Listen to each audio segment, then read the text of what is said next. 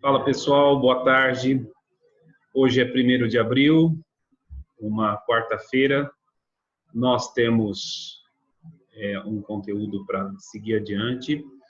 E antes de iniciar a minha fala com vocês a respeito de maturação e das fases, das etapas, eu quero lembrá-los que amanhã é a última data para entrega dos vídeos. Eu acredito que ninguém vai precisar de prorrogação, né? Ninguém fez esse contato comigo ainda, tá? Uma sugestão que eu quero dar para vocês é algo que eu percebi já dos que entregaram e dos que fizeram contato para relatar a dificuldade para mandar o vídeo. Eu acredito que a maioria dos vídeos deva ser superior ao limite suportado do WhatsApp. Se eu não me engano, 62, 64 mega, uma coisa assim. Então, façam o seguinte, é mais simples e mais prático até. Coloquem o vídeo no YouTube e aí mandem o link para nós, tá bom? Então, quem tiver alguma dúvida, certo? Principalmente o bacharel que tem aula hoje comigo, não tem amanhã, mas não tem problema, é só entrar na live ou no WhatsApp e fazer contato que a gente responde. Imagina, nunca tive problema com isso, tá certo? Então, vamos começar a nossa aula hoje a respeito da maturação do indivíduo em relação ao crescimento e desenvolvimento dele. Beleza? Vamos lá. Ok. Eu vou mandar agora para vocês, nós vamos assistir juntos o vídeo de um garotinho daqui de Paranavaí, filho de um professor de educação física. Eu pulei a fala, apesar que todos têm aí o link do vídeo completo, mas eu pulei a fala em que ele se identifica, ele é da Escola Intentos, e ele tem 5 anos. E diferente do que vocês tiveram a oportunidade de ver nos vídeos e na aula de ontem, em que se sugere que não se trabalhe especificamente com bola, o professor Pasquale tem um trabalho dentro da Escola Intentos, sendo feito com crianças dessa faixa etária aí, até menos. Esse é o Nicolas, tá certo? Então, vamos ver um pedacinho do trabalho dele. São 2 minutos de aula. Vamos observar e vamos fazendo comentários.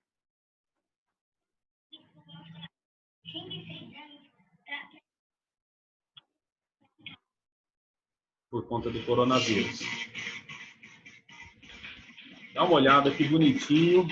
É um trabalho de base. Ó o movimento limitado dele do polichinelo. O pai está criando uma base motora para o filho. Ó, a mãozinha direita.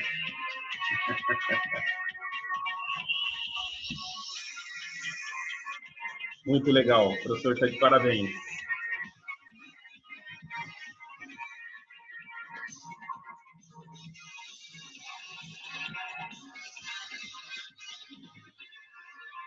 Olha.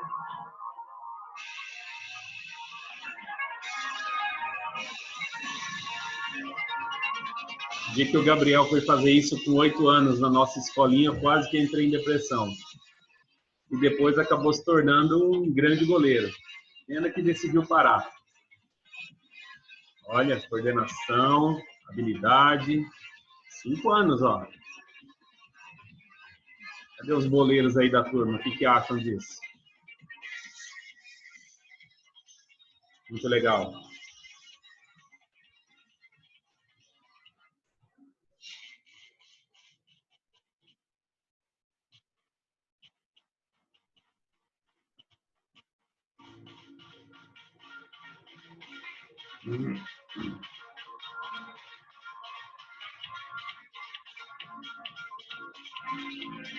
Observe a dificuldade dos movimentos mais complexos que está previsto ali até os 7 anos de idade, a criança ter naturalmente essa dificuldade.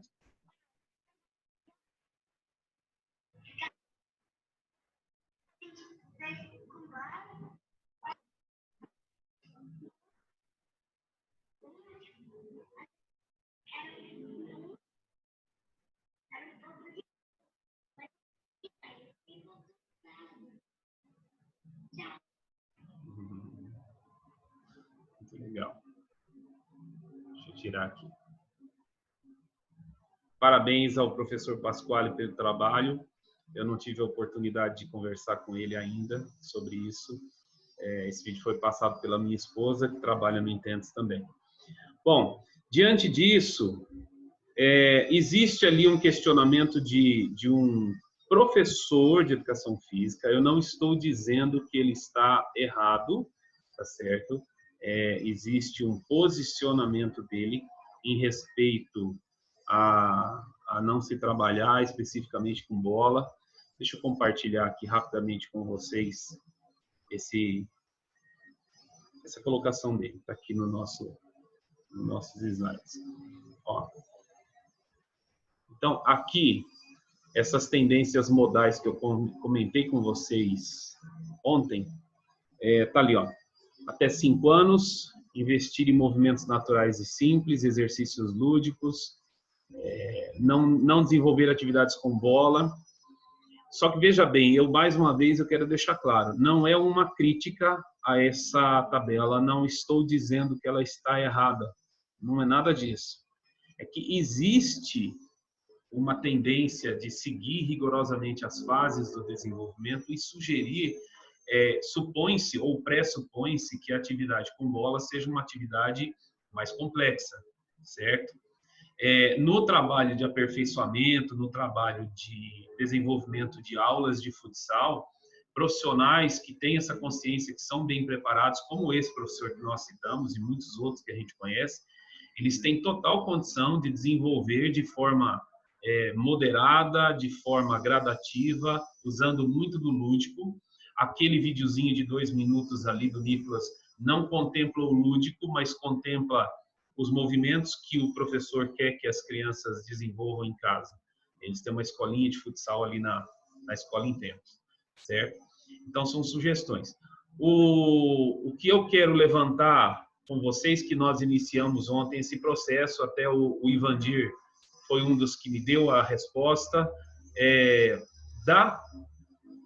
qual seria o procedimento, certo? E como é que nós poderíamos adequar essa realidade das limitações dentro das fases do desenvolvimento a determinados esportes.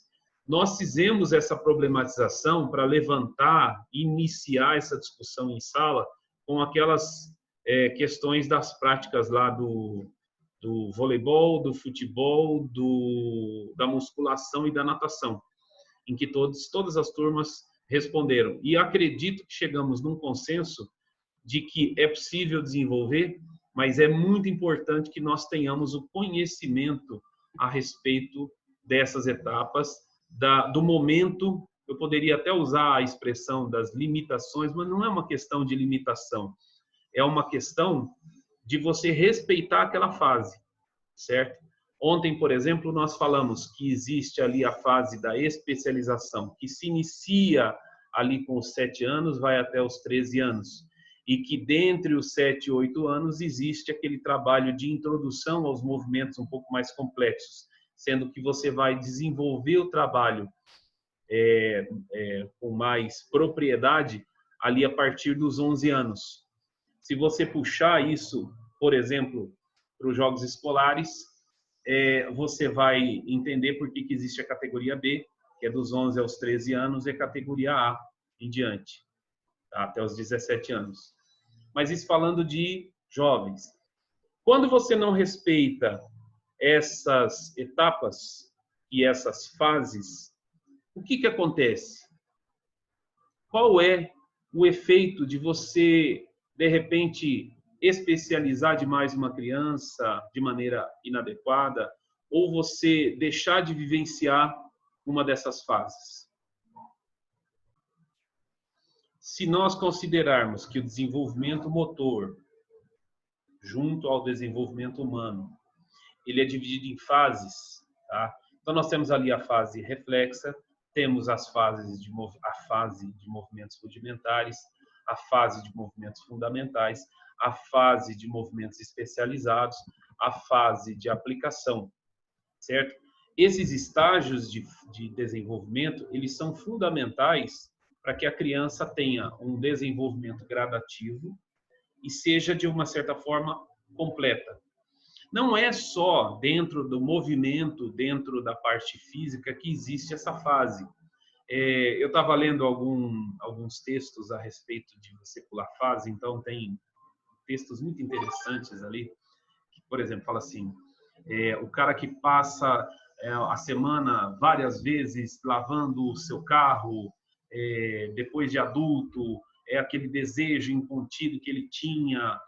Eu mesmo me identifiquei, depois de adulto, eu consegui comprar um carrinho de controle remoto. Eu já estava casado e nunca tive condições de comprar. Então, eu pulei aquela fase da infância que eu tive vontade, certo? Então, são várias formas de você encarar essa fase. E algumas fases que você pula, elas são danosas. Ela pode te trazer um dano. No caso da criança e da criança ali de início de processo de especialização que pulou fases, de repente aquela criança que vai iniciar um trabalho com você de treinamento ou uma aula de educação física, ela não sabe bater uma bola no chão, ela não sabe fazer um movimento básico, um fundamento de voleibol, ela não sabe correr, corre batendo o pé, ou, enfim, são várias maneiras de descrever a forma incorreta de correr. O que seria aquilo ali? Seria incompetência? Não é incompetência. Na verdade, de repente, ela pulou fases, ela não brincou. Nós usamos a nossa piada interna que nós falamos dentro da faculdade, das nossas aulas, a gente fala assim que é o piá de prédio, né? Não é exatamente piá de prédio, mas hoje em dia nós temos um público muito específico que justamente pelo excesso da tecnologia, do uso de redes sociais, ele não tem acesso, ele tem, mas ele não tem interesse em desenvolver atividade física, né? Agora são 15 para as 2. Por exemplo, nós estamos em casa, isolados, né? Hoje eu até dei uma saidinha para São Jorge do Ilaí e voltei. Mas o meu filho está desde o meio-dia lá no fundo na academia, com um fone de ouvido, celular, mas está fazendo a atividade que ele gosta. Uma hora ele vai para a musculação, outra hora ele vai para o voleibol. A vontade que dá é de gerir esse processo e falar, olha, vamos fazer um programa específico tal. Não, um programa específico que eu faço, só as atividades ligadas a mais força e mais carga. Por exemplo, um leg press a gente interfere, né? Mas a parte aeróbica, já que ele não pode rodar de bicicleta pela rua, não pode jogar bola, não pode se divertir com os amigos, não pode ir para a pista, por exemplo, de atletismo ou no vôlei de praia, então a gente deixa ele fazer essa atividade. O que nós descobrimos ontem? A esposa foi gravar um vídeo do Gabriel fazendo um HIIT para mandar para a escola Intentos. O Gabriel não sabe fazer agachamento, né? Uma dificuldade enorme, fica na ponta dos pés e não tem equilíbrio. Movimento simples de agachamento. Quando ele agacha, ele tira o calcanhar do chão, não tem equilíbrio. Interessante isso, né? Então, alguma coisa ficou para trás. Não existe perfeição e não é disso que nós queremos falar, tá bom? Pular fases, por exemplo, para aprender basquetebol. Cara, tem criança no meu 6º ano, no 7º ano e até nos anos posteriores que ela não bate a bola, ela briga com a bola, né? Eu ensino para eles ali aquela coisa do olhar para a bola de rabo de olho, até uso aquela expressão, olhar de soslaio, né? Para que a criança paquere a bola, para que não tenha o seu olhar fixo na bola. Quando você olha para frente, mas você tem na sua visão periférica a bola, o elemento ali para você dominar. Tem muita criança que tem uma dificuldade tremenda para fazer isso aí, certo? Então, o que aconteceu? Em algum momento na vida dela, na formação dela como indivíduo, ela pulou fases. Nós já estamos tendo esse reflexo dentro do nosso trabalho.